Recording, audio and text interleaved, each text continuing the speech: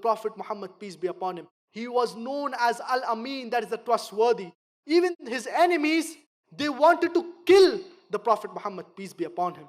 But yet, they entrusted their things to the Prophet Muhammad, peace be upon him. When the Prophet, peace be upon him, he migrated to Medina, he told his cousin Ali, may Allah be pleased with him, to return the things that the Quraysh had entrusted to him. Imagine these very people of Quraysh, they wanted to kill the Prophet Muhammad, peace be upon him. But yet the Prophet, peace be upon him, gives back the things that these enemies had entrusted to him.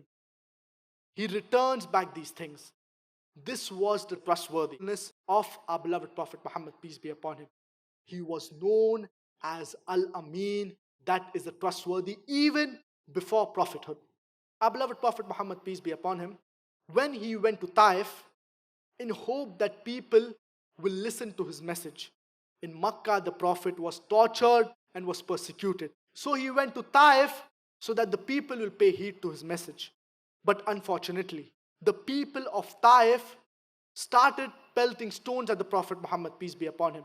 To the extent, even the children, they started pelting stones at the Prophet Muhammad, peace be upon him, and drove him out of Taif.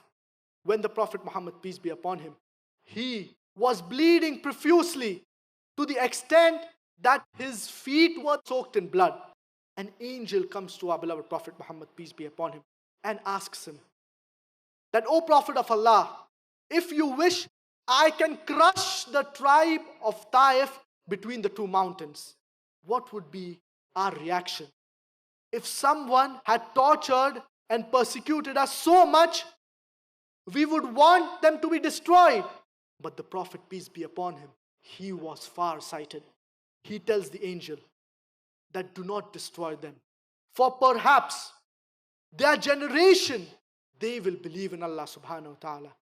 Look at the mercy of our beloved Prophet Muhammad, peace be upon him. He was the liberator of humanity. He showed mercy to these very people who had pelted stones at him. This was the mercy of our beloved Prophet Muhammad, peace be upon him. He was a rahmatul lil alameen. He was a mercy for the entire humanity. And during the final sermon, our beloved Prophet Muhammad, peace be upon him, he asked the Sahaba that, have I delivered the message?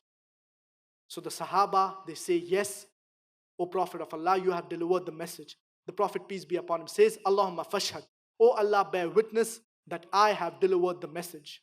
I would like to emphasize that Prophet Muhammad, peace be upon him, he is the best role model for us. Let our lives be touched by the life of our beloved Prophet Muhammad, peace be upon him.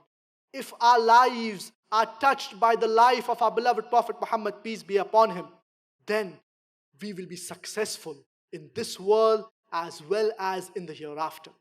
Therefore, let's resolve.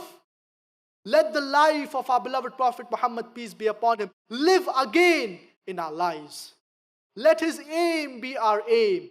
Let his objective be our objective. Let his achievement be our achievement.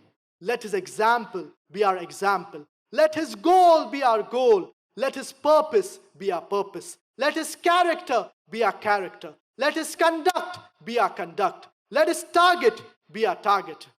Let his destination be our destination. Let us passionately involve in learning every aspect of the life of our beloved Prophet Muhammad, peace be upon him.